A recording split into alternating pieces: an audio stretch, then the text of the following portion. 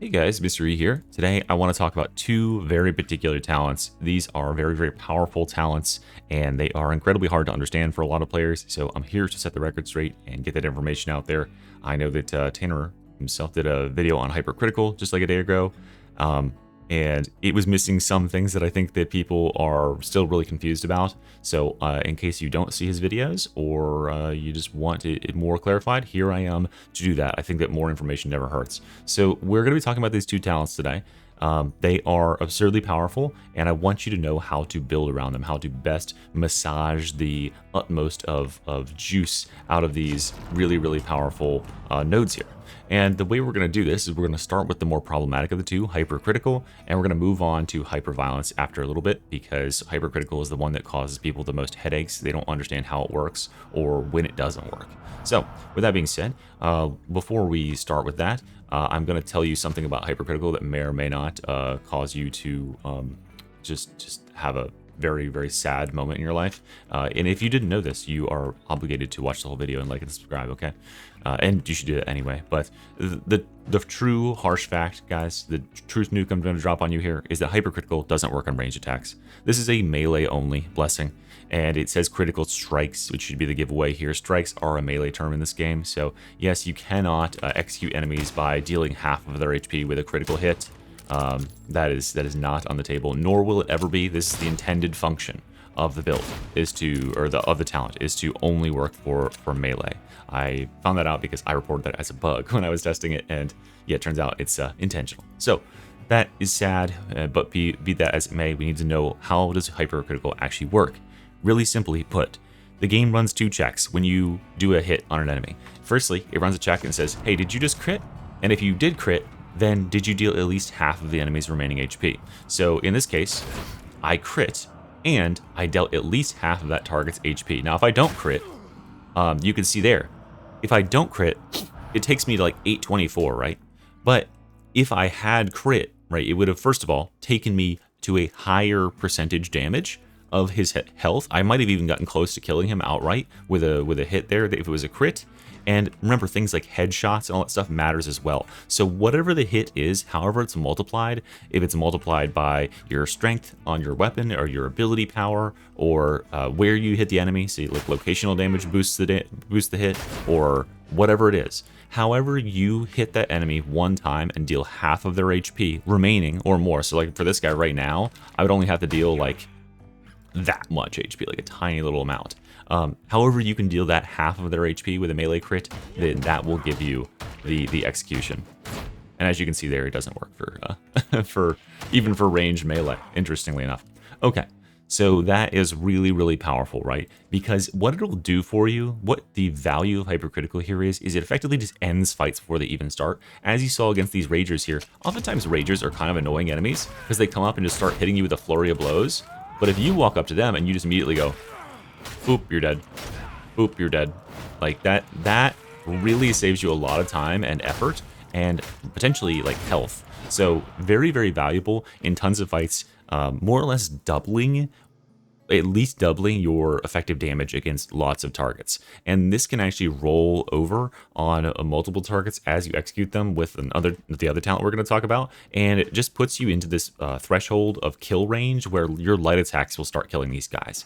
So yeah, this is a very powerful talent, and it's powerful on a lot of builds in the game because this class has such high crit, because that is the first check that you need to run, right? Did you crit or not? If you don't crit, then this isn't going to be active ever. But thankfully, this class has a ton of base crit chance and a ton of crit on all its weapons, so you have a very high chance. I mean, I think the build I'm currently running has a 92% chance to crit when all is said and done. So yeah, not hard at all to get a crit. And then once you crit, it's not hard at all to reach that halfway threshold, and therefore just instantly nab the execution kill. Now, the problem with this, the downside, even though this is so powerful, the downside here is that when the game jumps in and checks to see if you hit at least half of their HP and therefore would execute them, it can steal your kill. So look at that little green indicator down there at the bottom below my hexagon. That is my stacks for my blackout grenades, right? These things. When you get 20 close range kills, you see it went up by a stack. It went up by a stack. When you get 20, you get another grenade. And what players are afraid of is that when you have hypercritical allocated, that because if you crit an enemy, it executes them, that it's going to steal all your kills every time you get a crit kill, right? But that is not the truth. As you just saw there a second ago, I did crits on those attacks, and yet I'm still getting credit for them. So how is that working? Well, it's pretty simple.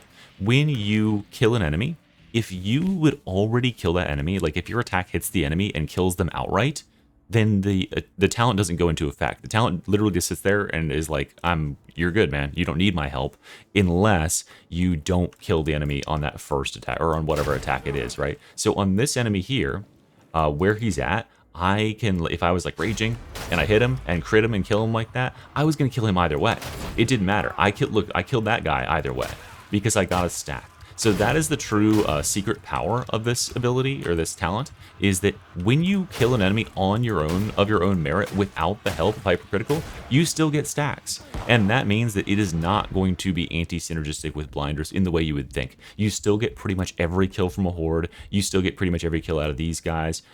These guys, even, especially once you start stacking hyperviolence, the other talent we're about to talk about, you are one-shot killing them. So it really only, like, at low damage numbers, once you are not stacked up on damage, maybe you don't have your stim, don't have your ult up, whatever it is, those times are when it does a lot of executing and gets a lot of kills for you. But once you start to ramp up your damage through your ult, through your stim, through hyperviolence, etc., then you start claiming most of the kills yourself, and therefore you'll get most of those kill credits, and therefore you'll get most of your kill synergies. So don't be afraid to choose these talents alongside each other, and don't be afraid to choose these talents alongside each other, because now we're going to talk about hyperviolence, which is a very simple talent in comparison here. Hyperviolence simply says when you get a kill, you look at the amount of overkill that the enemy took. So in this case here, oops, I crit. I don't want to crit. When I look at this enemy here, if I can get him low and not kill him, dang it. Dang it. Okay. We're going to get lucky one of these times. Okay, good enough. Right, so this guy is going to die in this next shot, right? 25% of the damage that I kill him by is going to be carried over into my melee for the next 1 second. And hey, this might be another thing you didn't know. Also works on ranged. So you can see there, look at my base damage when I'm uppercutting that guy like that. It was 160 on the non-crit. And then when I overkill this guy, it just does a massive, massive amount more. So, okay, so I was able to light attack kill that guy because of that carryover damage, right? It gave me the enough damage on my weapon, because what it does, it takes that a quarter of that damage you overkilled by and slaps it on here at the top of those stats. And then that damage can be multiplied by your crit rating and by your headshot multiplier, whatever it is. So this damage gets multiplied in a huge, huge way. And as you just saw there, it puts you into the territory where even your light attacks can carry over a tremendous amount of damage. And therefore it puts you into the threshold where hypercritical can finish the job for you and execute enemies. And that is very, very dangerous for enemies indeed, because you can ramp from killing one enemy by a lot. Oh, check this out. Watch. Oh man, if I got in a crit there. But you saw how my light attack did 863, a full 5 times the normal damage on an attack like that. Truly absurd damage. And yeah, that is scaled by all the other scaling effects you have on your build. So very, very powerful talent. Now, how does it work mechanically behind the scenes? All it's doing is when you get a kill and overkill that enemy for the next 1 second, pretend we're in slow motion here, for the next 1 second, it is keeping that damage added to the base of your weapon. So your weapon's going to get hit super hard for that second. However, if you hit another enemy and it overkills them by even more, then it will actually add that damage instead. It will replace the damage and it'll refresh the buff. So as long as you are killing enemies every second in combat, you will never not have this buff. It's not like oh, I killed this enemy and now I have 1 second to kill and now it's off and now I need to get another kill to start. No, it's constantly rolling, which makes this thing into an absolute blender, because mixed hordes of like gunners, shotgunners, ragers, maulers, those sort of things, they'll just ramp the damage basically against themselves by feeding you bodies, and then you cut through them like a knife through hot butter, or whatever the fucking phrase is. So yeah, that is insane. Now, the real problem here that a lot of people perceive is that hypercritical doesn't work with hyperviolence, because this steals your kills, right? But here's the thing.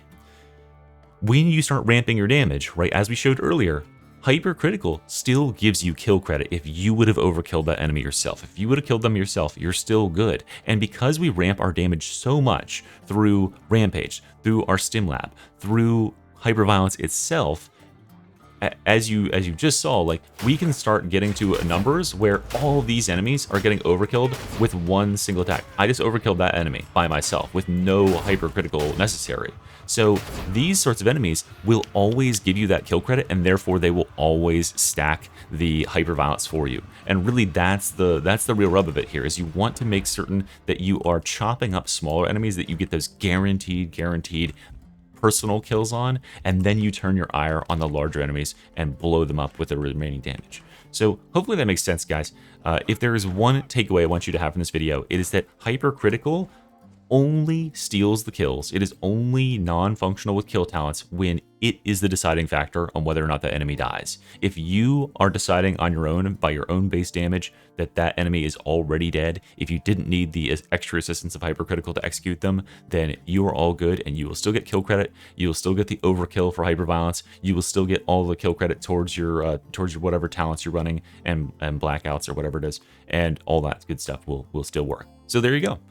Thank you guys very much for watching. Hopefully this was helpful. Hope you learned something. Let me know down below in the comments if you did, and what else I should talk about next. And appreciate you. Have a good day.